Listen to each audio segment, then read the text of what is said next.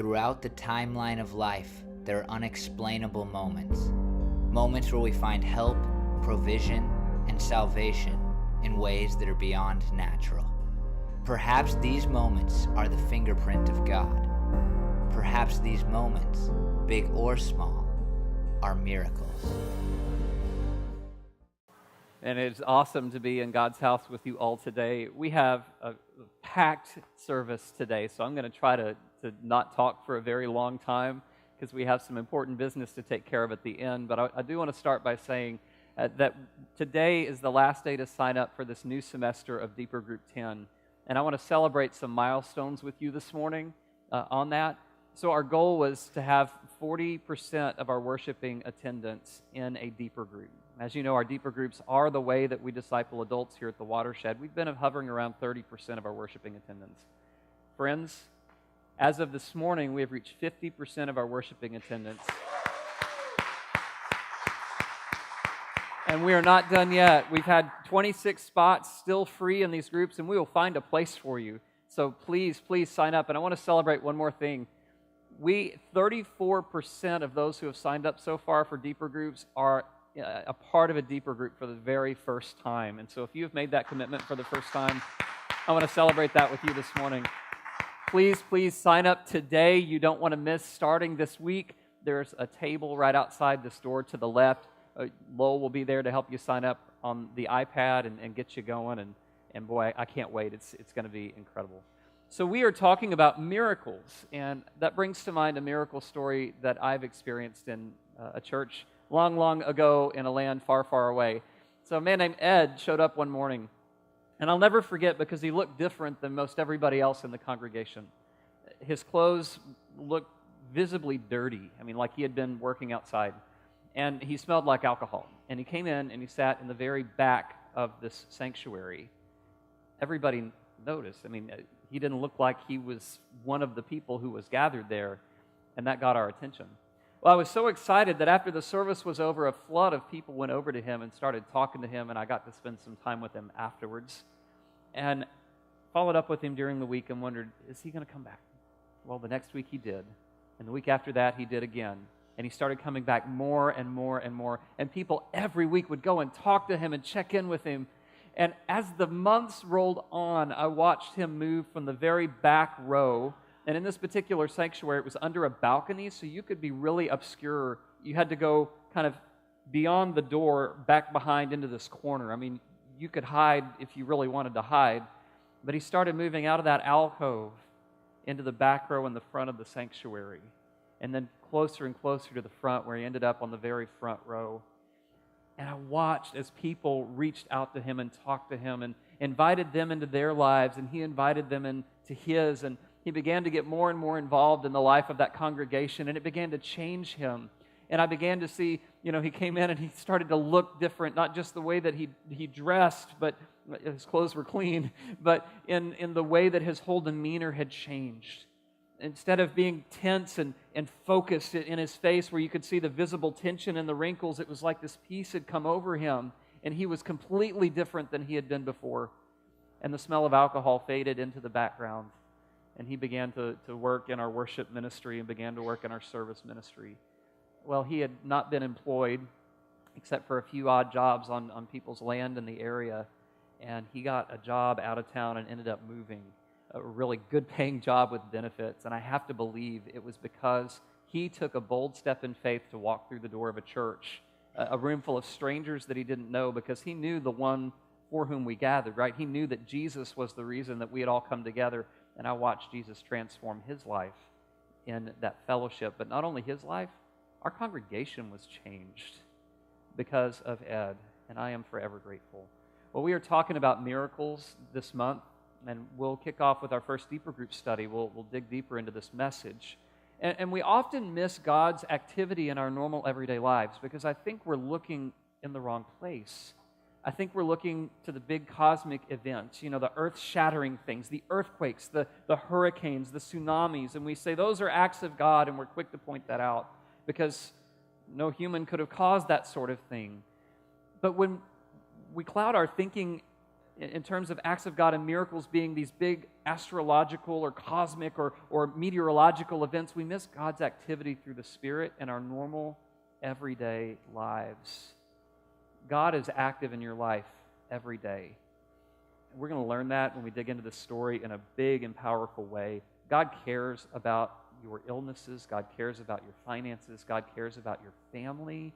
God cares about that job or that boss that's driving you crazy. God cares about the details of your life, and that's where God loves to work miracles. So we're going to dig into this story today, and I'm so excited because of the circumstances through which God begins to work. And as we read these stories, they're twin stories that in the Gospel of Mark are bound together. They're linked on purpose because one interprets the other, and you need both to understand each individually. And so we're going to look at the introduction to the broader story, and we're going to dig in and zoom in on the story that we want to focus on in the middle. And I want you to pay attention to a couple of things as we dig into this story. First, I want you to look at the people who have come to Jesus and the faith that they express. And the second thing I want you to pay attention to are Jesus' disciples and the way that they respond to the whole thing, because I think there's something profoundly indicting in that we're going to look at today. So if you have your Bibles or that app on your phone, open with me to Mark chapter 5, and we're going to begin reading in verse 21. When Jesus had again crossed over by boat to the other side of the lake, a large crowd gathered around him while he was by the lake. Then one of the synagogue rulers, named Jairus, came there. Seeing Jesus, he fell at his feet and pleaded earnestly with him, saying, "My little daughter is dying. Please come and put your hands on her, that she will be healed and live." So Jesus went with him. So let's get a little bit of background up to this point. We're in the 5th chapter of Mark, and Mark moves fast. Mark doesn't do any of the birth story. He doesn't do any of that. I mean, Jesus is baptized, and boom, he's off and running. And so at this point, we've got 4 chapters just about of Jesus performing miracle after miracle after miracle. He's healed people of diseases. He's raised a paralytic. He's restored a withered hand. He healed Simon's mother-in-law, and she began to serve the people that were gathered there in the house. He's eaten with sinners. And as you read in Mark, you'll see, and I want you to look for this as you go back through this during the week, crowds began to follow him everywhere. I mean, Jesus was becoming a celebrity, not only in his locale, but all over the region. And even when he wanted to escape to pray, he could not get away from the crowds. They'd begun to place great faith in him, at least began to be interested in him because they had heard that he was one who could work miracles, that he was one who could heal. And so all of that has been going on. Not only that, but it has gained the attention of the religious leaders. It said that there are those who were already plotting to kill Jesus because he was also establishing a reputation as being a rule breaker. He didn't follow the religious norms of his day. In fact, he believed that he was the fulfillment of the law, that he was the spirit of the rule, that he was coming to show God's intent for all of humankind, and it's beautiful to watch. And so here, all of this is significant because we meet a man named Jairus. Now, Mark wasn't one for naming people unless they were big, important, historic figures, but Jairus has a name. So he must have been, at least he held great power or status in his community. And Mark gives us a clue here. Did you see it? Who was he? He was a synagogue leader. He was one of those religious leaders. He was one of those in that group, perhaps, who was looking to kill Jesus. If he wasn't in that group, he was at least in the group saying, we got to watch out for this guy. He's trouble, right? He's inciting huge crowds of people to follow him. We don't know if we can trust what he's teaching yet. I mean, he was at least in that group. But what was going on with Jairus when we read that passage? His daughter, his 12-year-old little girl, was on her deathbed at home. Now, I don't know about you, but I've been in situations where groupthink settles in. You know, you adopt a way of thinking as the group around you. Jairus might have been inside that kind of circle. But when it's your little girl, when it's a member of your family, when it's somebody that you love, you're going to move heaven and earth. You need to know that you've done everything possible to make sure that that person can be healed if there's something wrong with them, right? So where does Jairus go? With the crowds. with all of these people that have believed that Jesus can heal, right? That Jesus can work miracles. He breaks ranks with his leadership circle, and he goes to Jesus. Not just in private like Nicodemus does in John chapter 3 by cover of darkness. This is in the broad daylight in front of a crowd of people. Here's a synagogue leader who's named by Mark, a really important guy with wealth and power and all probably resources to hire the finest doctors in the land. And he comes, and I don't want you to miss this. He expresses great faith. Do you see what he asked of Jesus? So the very fact that he was in front of the crowd asking this of Jesus was a statement of faith, because it was going to have broad social implications. It could affect his job even. But listen to what he asks of Jesus. Here it is. He says, "Please come and put your hands on my daughter so that she will be healed and live." There wasn't, "Could you try, Jesus? Might you touch her and just maybe that will be the trick that works and that she'll be healed?" No, he said, "Please come and do this so that she will be healed and live." And it said that Jesus went with him. There was no question. There was no beating around the bush. He just went. So here is the first lesson that I think that we can pull from this. Faith becomes the foundation upon which miracles are fulfilled. Do you see this? He expressed great faith in coming to Jesus in front of this crowd. He sought Jesus out. Jesus was literally getting out of the boat, and here comes Jairus in front of this crowd. Great faith. Great faith. We're going to come back to that in just a second, but now I want to zoom in to the story within the story, where I really want to focus, and we'll glean some things from this first story that introduces it. A large crowd followed and pressed around Jesus, and a woman was there who had been subject to bleeding for 12 years. She had suffered a great deal under the care of many doctors, and had spent all she had. Yet instead of getting better, she grew worse. When she heard about Jesus, she came up behind him in the crowd and touched his cloak, because she thought, "If I touch his clothes, I will be healed." Immediately, her bleeding stopped, and she felt in her body that she was freed from her suffering. All at once, Jesus realized that power had gone out from him. He turned around in the crowd and asked, "Who touched my clothes?" "You see the people crowding against you," his disciples answered, "and yet you can ask, 'Who touched me?'" But Jesus kept looking around to see who had done it.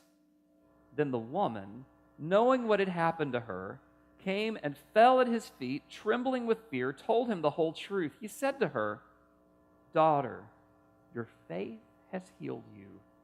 Go in peace and be freed from your suffering." There's so much to unpack in this story. We're going to barely scratch the surface today. But as a story within the story, we need to link back to what came before. And so she bows at Jesus' feet when she receives that healing, and Jesus calls her out, just like Jairus had. But there's a big difference between this woman who is unnamed and Jairus who is named. Jairus had access to all the resources that we could imagine. He could have hired the best doctors to go in, and probably had, by the way, to try to heal his daughter, right? Jesus was his only hope. And here we have this unnamed woman who had been bleeding for 12 years. Did you hear her story? Did you catch her circumstances? Complete 180 opposite of Jairus.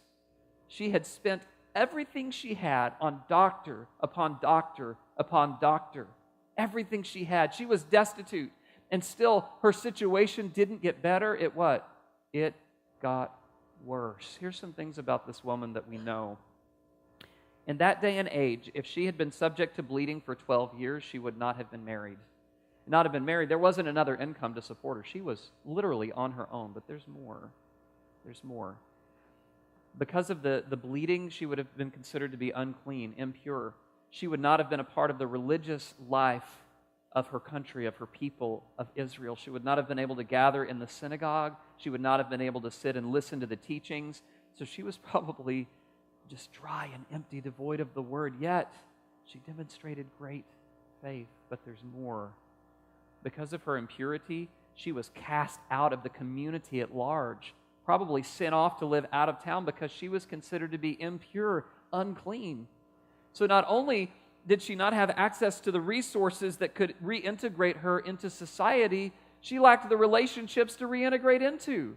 She was truly and utterly alone, as opposed to Jairus, who had access to his leadership team, to those that he taught, to, you get it, right? Money, and access to more money and making more money to support himself and his family. Jesus was this woman's only hope. And look at what we've got here. Two great ends of the economic spectrum and two different labels. Clean, deserving, leader, unclean, unworthy, outcast. Both these people in this story within a story. But Jesus is this neutral territory. He knows none of these boundaries that everybody is so quick to look to, that even Jairus' community would have looked to. No, she's unclean. We can't help her. We can't heal her. This woman is different than Jairus, because Jairus can approach Jesus in the open, even though it might nick his social standing or have implications for his job. But this woman, this unnamed woman, if people saw her in town, they'd run her out, because the very touch from her would render them unclean as well. It would render them unable to worship for a time. It would render them unable to be part of the community for a period of time, after which they could be cleansed and reintegrated, but this woman couldn't. Jesus was her only hope, and this crowd was her only way to get to Jesus, because the crowd offered her anonymity.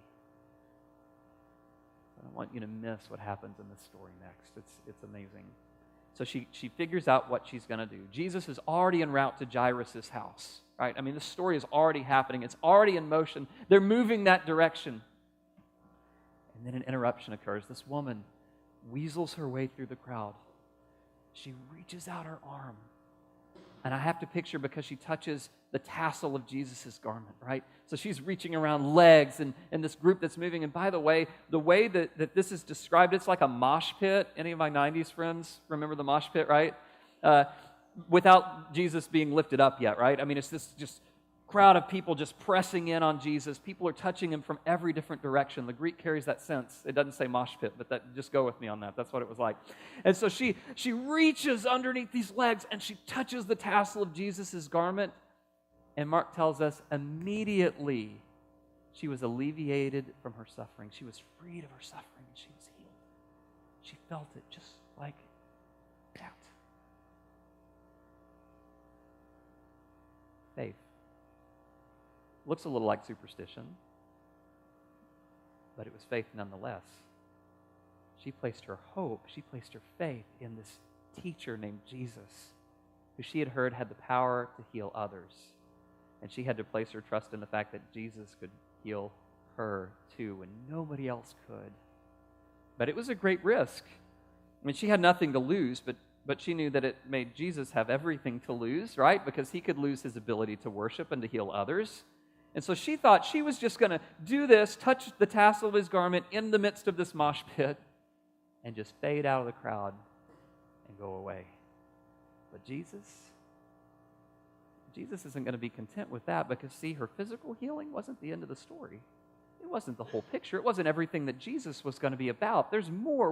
When faith leads to miracles and provides the foundation for miracles to be fulfilled, Jesus doesn't want to just do what we've asked of him. Jesus is going to create the conditions to make sure that we are fully healed, fully restored, made whole. And so Jesus says, "Who touched me? I just felt power go out from me. Who touched me?" Now, this isn't like electricity where you touch somebody and they go, zzz, and you're shocked like that. This is the kind of power that's received through faith. Jesus knew that somebody who had great faith in him had just received what it was that they had hoped for and believed.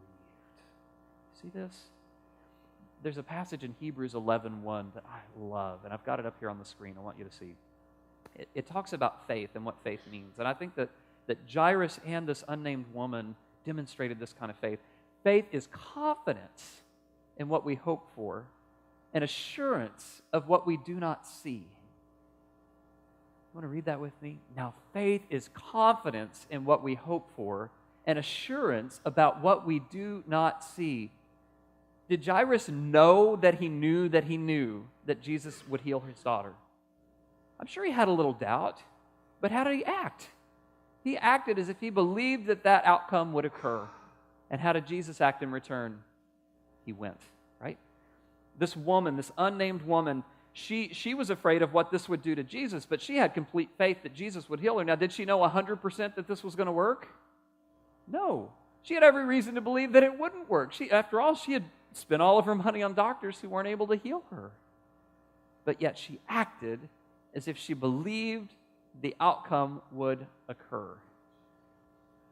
Let's look at the disciples for just a minute. What was common about them, by the way, before we move on, is that Jairus and this unnamed woman were led to Jesus by faith. Ed, in my story earlier, was led to the body of Christ by faith. Hang on to that for just a second. Enter the disciples.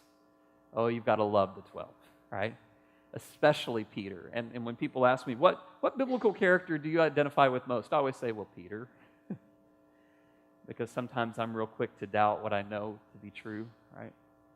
This was the disciples. They said, Jesus, when he said, who touched me? Somebody touched me. I felt power go out from me. The disciples said, Jesus, there's a mosh pit all around you. You are literally in the middle of the mosh pit. These people are about to lift you up and crowd surf you all the way back to the boat, right?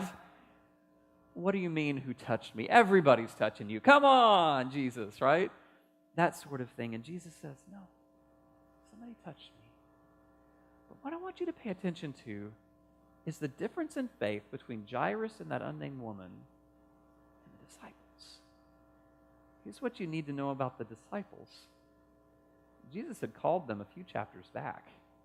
They had been with Jesus through several miraculous healings. They had witnessed it with their own eyes, and they had also been privy to a miracle themselves just at the end of chapter 4, if you flip back. You know the story where the disciples and Jesus are on the boat crossing the lake at night, and a storm comes up, and Jesus is asleep. I mean, no wonder. These crowds are mosh pitting him all over the place, right? And so he's sleeping on this boat, and this horrible storm comes up, and the disciples were afraid that they were going to perish. And so they wake Jesus up, end of chapter 4. And they say, Jesus, how could you be asleep at a time like this? Aren't you afraid that we're perishing? And Jesus, in the way that only Jesus can, right, gets up. He says, peace, be still. And he asks the disciples, why did you have, remember, so little faith? Faith is a major issue at play here, right? Why did you have so little faith? And it said the disciples were terrified. Yes, that word can mean trembling with fear, but if you go back and you follow Mark chapter 1 all the way to this story that we're studying in Mark chapter 5, the word terrified carries the sense of awe at experiencing the miraculous power of Jesus. This wasn't just fear. They were afraid of the storm, but they were terrified at Jesus' power to calm the storm. This is awe. This is what people had expressed all throughout Mark's gospel as the response to the power of Jesus at work in their life. It was awe. This woman, we're about to hear the rest of her story, it was awe. So here are Jesus' disciples demonstrating something very different than Jairus and this unnamed woman. They doubt.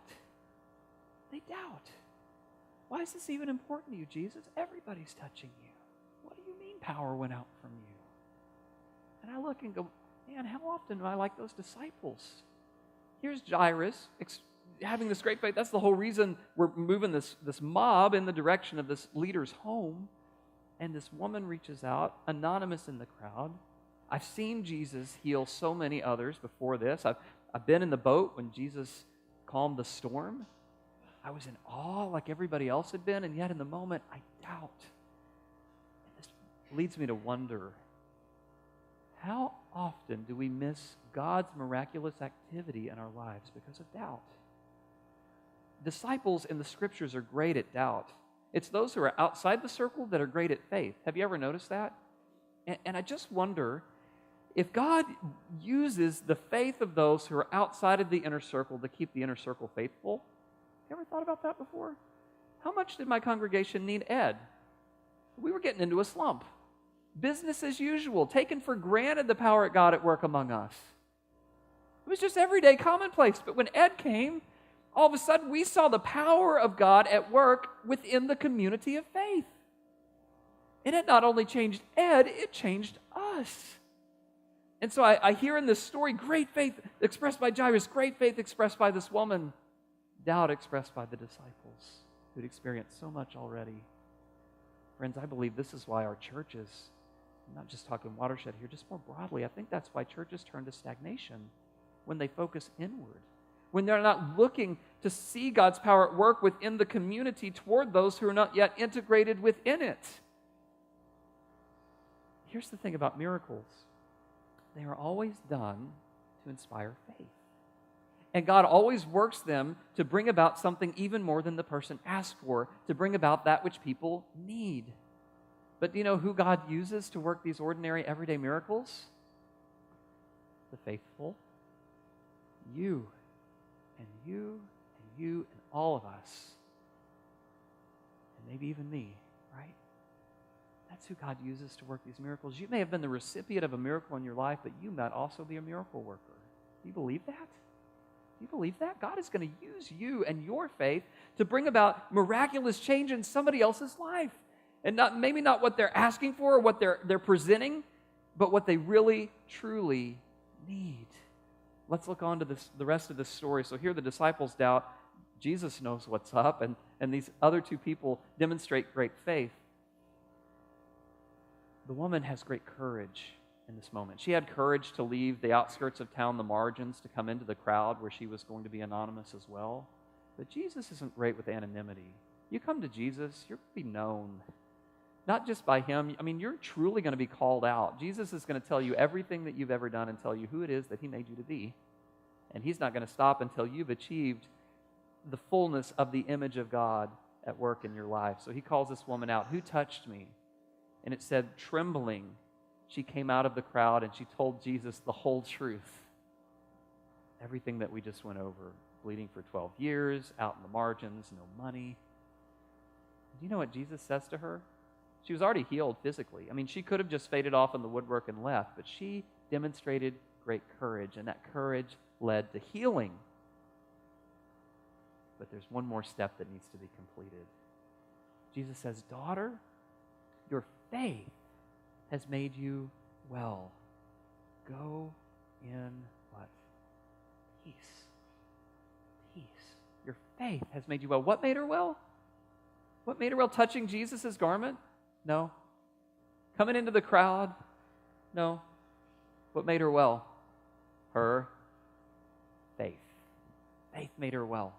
And there's one more thing that we have to see here that shows that the quality of healing and the life that Jesus made complete in her. He calls her daughter. He hadn't done that for anybody else up to this place, but He says, daughter. I'll tell you, in my family, my two little boys, there's no more intimate thing that I can ever say than son, right? You are mine. You are God's first, but God has placed you in my care. Right? I've nurtured you from the very first breath of your life, and I will not stop until the very last breath of mine, right? Daughter, son. Well, there's a clue to this. As you go back a couple of chapters, Jesus is teaching in a crowd, and His mother and His brothers and His sisters come up, and they're at the back of the crowd. And they say, hey, send word to Jesus that we're here looking for Him. And so where, kind of the telephone game happens, and at the front they say, hey, Jesus, your family's here. They're looking for you. And Jesus looks around, and He goes, you know who my family really is? All of you who do the will of God. You are my mother and my brothers and my sisters, if you do the will of God. So in calling this woman daughter in Mark 5, she has done God's will by seeking out Christ in faith. In faith. And here's the passage where you see. Now, as you go on in this story, I'm not going to read the rest of this here. You can finish part 2 of the story. We just looked at the story within a story. But suffice it to say, while all this was going on, this woman was healed. She was freed from her suffering. Jesus sent her away in peace. I mean, she could reintegrate into society. She could re-enter the life of worship in the community. She could be fully a part of society again because of her faith. Well, Jairus hears that his daughter has died. And I don't want you to miss this. Go to the next slide. I want you to see Jesus' reaction. Overhearing what they said, Jesus told him what? Don't be afraid. What? Just what? Just believe. So Jesus goes. He says, she's not dead. People laugh at him. And he resuscitates Jairus' daughter. And what Jairus asked for at the beginning of this whole story has been fulfilled. Come and lay your hands on my daughter so that she might be healed and what? And live.